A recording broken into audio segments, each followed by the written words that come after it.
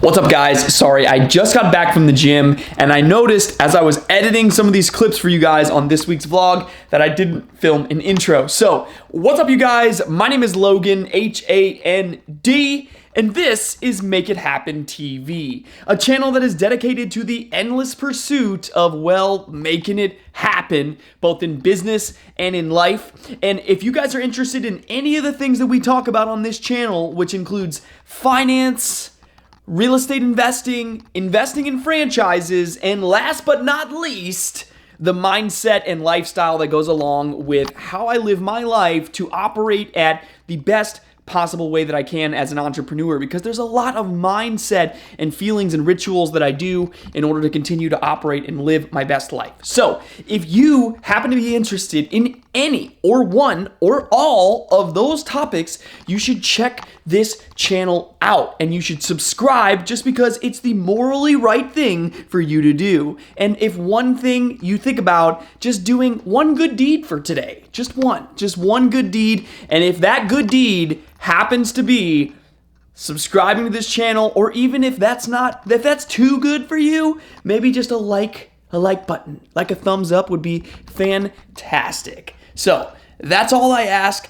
Come along for the ride, and I guarantee you will learn something here on this channel that's valuable for you, and hopefully will make you that much more richer. So come on, because on this episode, we're about to make it happen. This one is all about franchising. How do you analyze the deals, and how do you analyze a franchise opportunity for your investment? Let's go. This is gonna make a lot of money.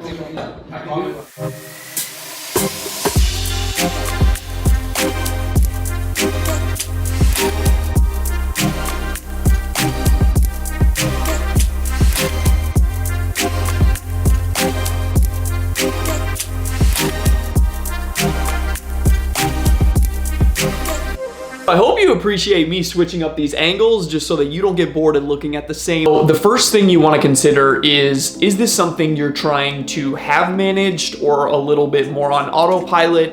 And that can allow you to basically grow and expand into multiple locations a lot quicker, which in my opinion, if you're trying to make the most amount of money, doing multiple locations is the best way to go. Now, the one thing you want to check in when you're investigating a franchise is, one, can you be an absentee owner or a semi-absentee owner? Because not all franchises allow for that. Some of them, it's mandatory that the franchisee, meaning you as the investor, has to own and operate or run their own, location or extension of the brand. So you want to check on that. If you want my opinion, in my opinion, I'd rather own multiple locations and be semi-absentee or absentee and build a management team around creating and managing these cash flow streams through franchising than just be a slave to one location and make a couple $100,000 a year or whatever the number is. So the first thing you need to figure out within yourself is, can you be an absentee, or do you want to be an absentee, or do you want to be in the business? Now, let's talk about the second, number 2, reason or thing you should consider when investing in a franchise. That is the industry in which the franchise is in. Do you want to do a franchise that's in the food business? Do you want to do a franchise that's in the service business? Do you want to do a franchise that cuts people's lawns? There are so many different types of franchises. There's even vending machines at airports that sell cell phone chargers, and that's a franchise. That's what you want to consider. And if I were you, I would consider 2 main factors when it comes to the industry or niche that the franchise is in. The first is how much human capital, meaning people and level of work, is needed to get this franchise to run correctly. And if it's less, you're typically going to make less money, but you're dealing with less work and less headaches. So you want to think about that. Do you want a service business? Do you want a food business or something like that? There's even insurance franchises, stuff like that. So I would say that's kind of a service business.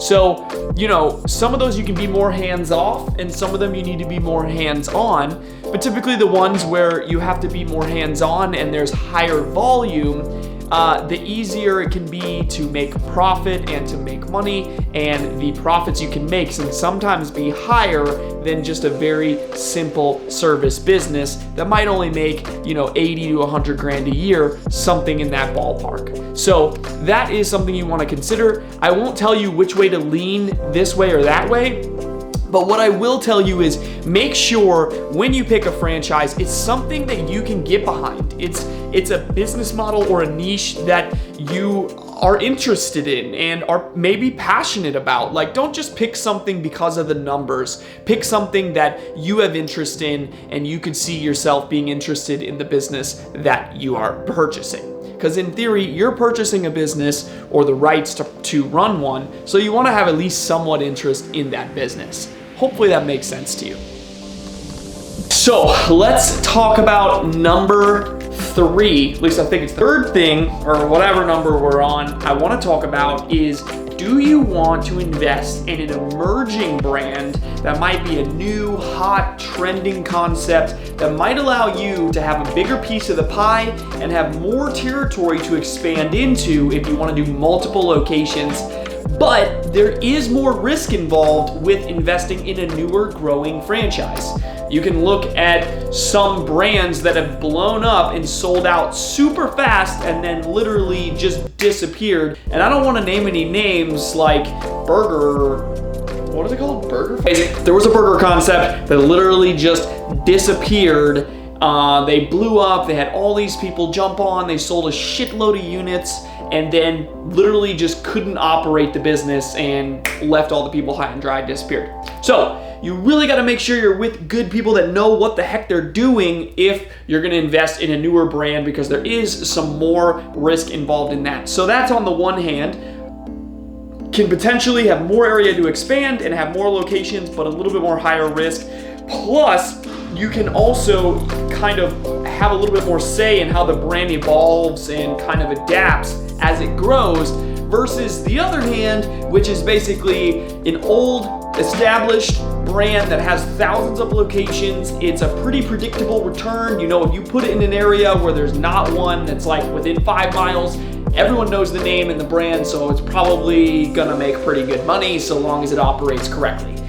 It's pretty stable, pretty low risk for the most part, but again, you have a lot less areas you can go into. It might be hard to expand. It's gonna make basically what it's gonna make, and that is what it is, right? So you have to weigh those options in your life and who you are. What is more important to you? Stability, brand recognition, or a little bit more growth, bigger piece of the pie, potentially more return, but comes with more risk than over here. So you have to weigh those things out when you're evaluating a franchise and get a feel for, kind of where this particular brand lies in between the spectrum of like buying a McDonald's or a new brand that only has its first 5 or so locations. So you got to figure that out in the middle there.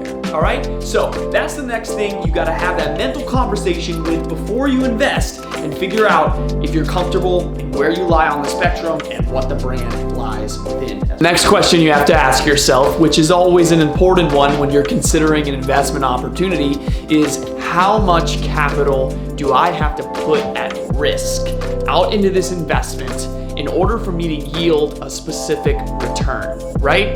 That is a very important question you have to ask yourself.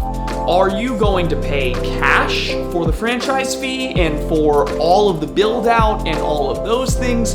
Or are you going to use like SBA financing or some other type of business financing that maybe you qualify for that will allow you to put as low as 10% down? So you have to think of what is the average cost of this particular franchise, including your franchise fee, your build out, your construction, all of the things included that basically gets you to be able to open the door and say, we're open. Now we can generate revenue, right? So whatever that number is for your particular franchise, which by the way, they're probably gonna give you a range, not like an exact number. So you kind of have to play around with it.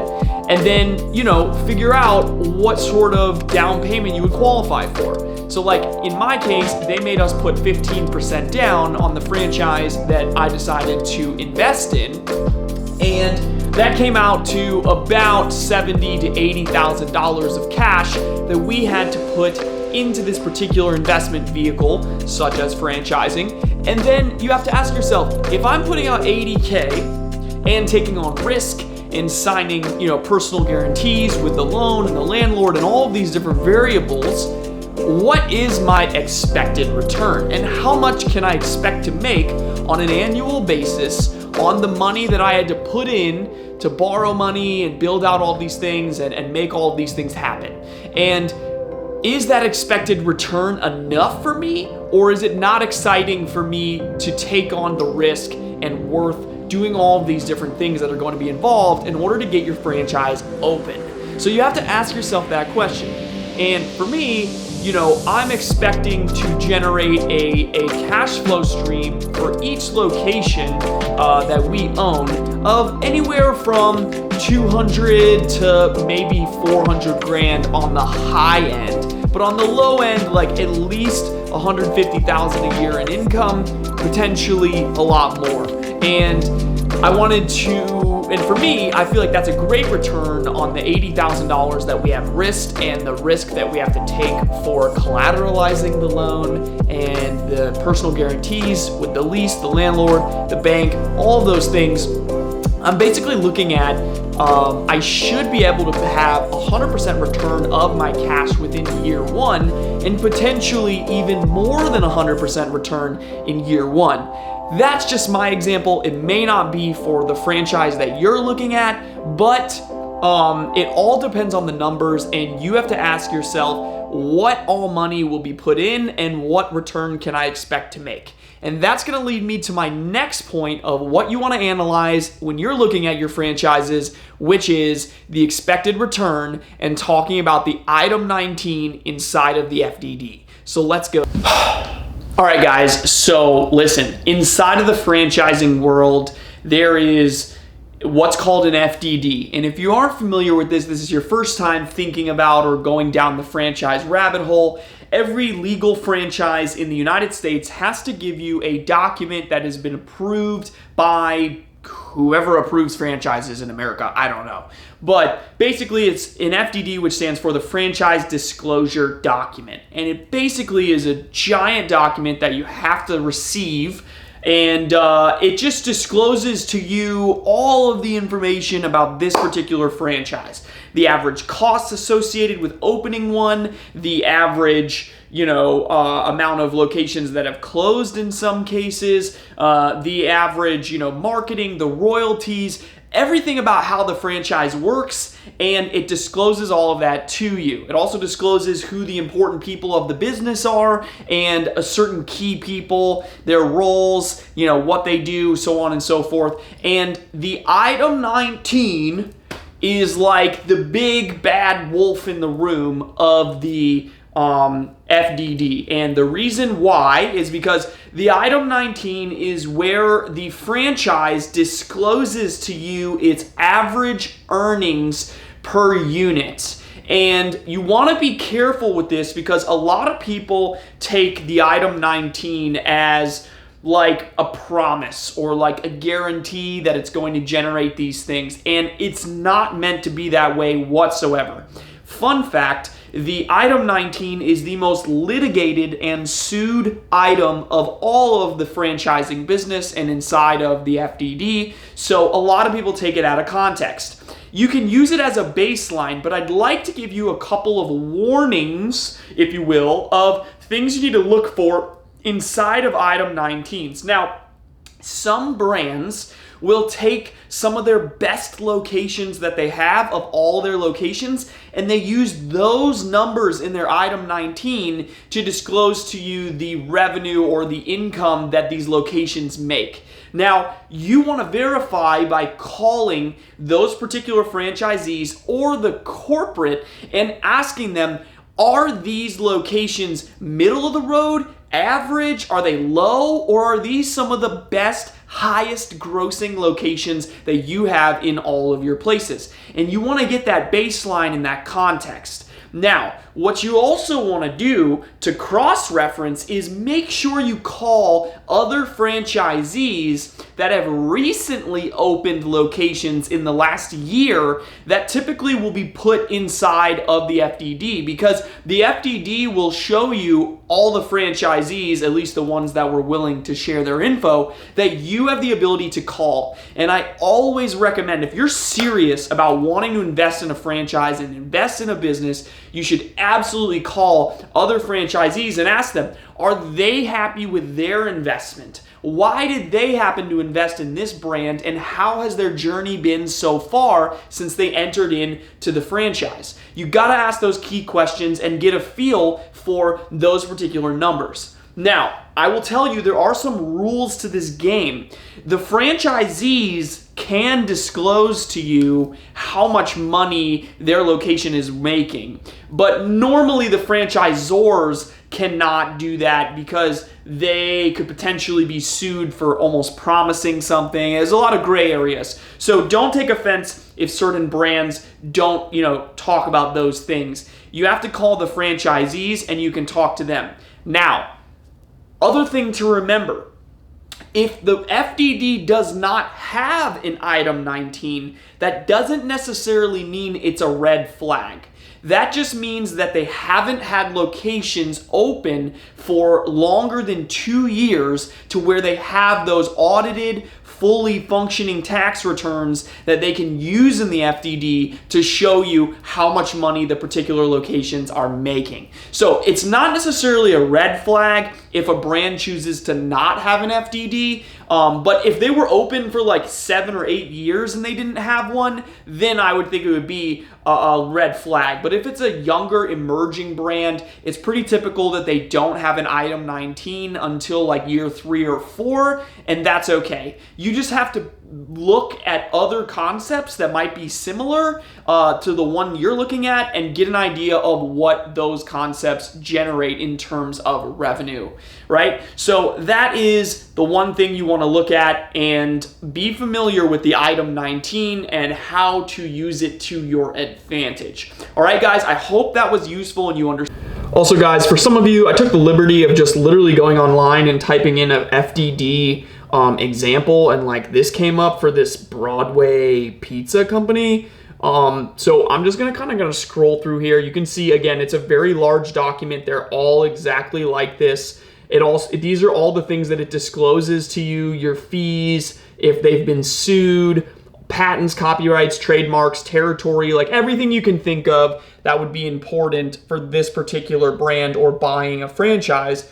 And like I said, when you scroll down, you're gonna see it like breaks down the different fees. So like here's a fee that they have that's 4% of gross revenues, which is probably a royalty to some degree. And it says when it's supposed to be paid, so on and so forth. So it outlays all of that. And then like here, their initial fee for their franchise fee is $25,000.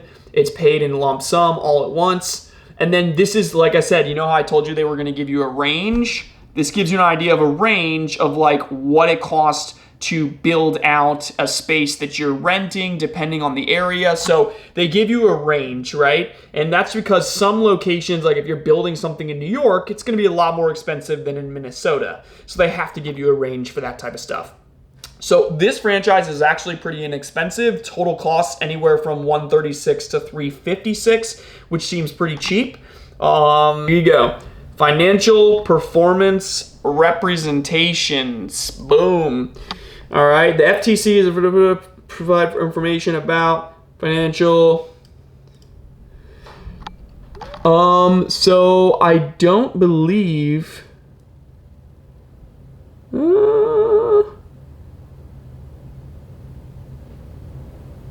No, this is disclosing all the different places you can contact. Yeah, so I don't think this one has an item. All right, guys, so we're gonna try and round this up so that you can really understand how it all kind of ties together. So you wanna go meet the company, the people that are running the company. How is their marketing team? How is their CEO? How is their operations? You need to go get your hands dirty, meet the people, go into locations, see how it's run, see the infrastructure they have in place to help franchisees. And if you get good reviews from franchisees, you realize the financial commitment and the financial return that's going to be needed, and you have a full picture of what this investment looks like, at that point you can really truly analyze if this is the right move for you. You always want to make sure the people that are running these businesses have a track record. Yeah, I mean, there are people that start franchises from scratch and they just happen to be really great at it, but the majority of the time it's pretty complicated to grow a successful franchise, and you really want to invest in the company or the people that have done this before, or they have a track record of success. You know, people that have a great restaurant, for example, the guy might just be a great chef and a great marketer, but that doesn't make him great at building a big company that other franchisees can piggyback off of to become a great franchise. So you want to take those things into account, really and truly. And before you place your investment, make sure you check off all those boxes and you do your due diligence. Is this something that's going to require a lot of my time? Do I have that time to give? Is this one I want to do? Or can I be an absentee, more like an investor that wants to look at investing in multiple of these locations? Can I get behind the business that this is in? Do I consume this on my own? Like, would I go here if I wasn't an investor in it? Would I use this? Is it something that I am passionate about and support? Are the people that are running the business the right people to be running it? Am I able to get the financing? Have you run through all these scenarios and really truly analyzed if this is right for you? What I can tell you is never assume when you invest in a franchise that there's a guarantee and that you're not going to have to do any work. That is so far from the truth. You will have to do work, a lot of times a lot of work, but there are certain brands that you can systematize and are easier than others, and you can put the right people in the right places to provide you a great investment and a solid return. So think about those things, but just don't be naive and invest in a business that you have to get open and run and become profitable and think that you're not going to do any work, because that's not how franchising is designed to be, okay? But if you guys have any questions, you can comment below. I'd be happy to answer them for you. I hope you got some sort of value from this video. And if you haven't already, I would love for you to subscribe so I can continue to teach you things that I'm investing in, and hopefully it'll be right for your future. I've already helped several other people get into franchising that never thought they would be able to do so. First and foremost, guys, get yourself a good income stream and start making your credit as good as possible. If you haven't bought your first piece of real estate yet, maybe try to do that so that you can have collateral to be able to get a business loan to buy a franchise. Each one of these pieces are so important in your journey to build the empire that you're looking for, to massive amounts of cash flow, freedom, and living the life that you want. So with that being said, guys, you know what to do. Every week, make sure you go out there and make it happen so that your dreams can be accomplished. I love every single one of you, and I appreciate you taking the time to watch this video, and I'm going to be coming to you twice a week with new videos each week. So check them out, and I hope you have an amazing rest of your day. I'm out.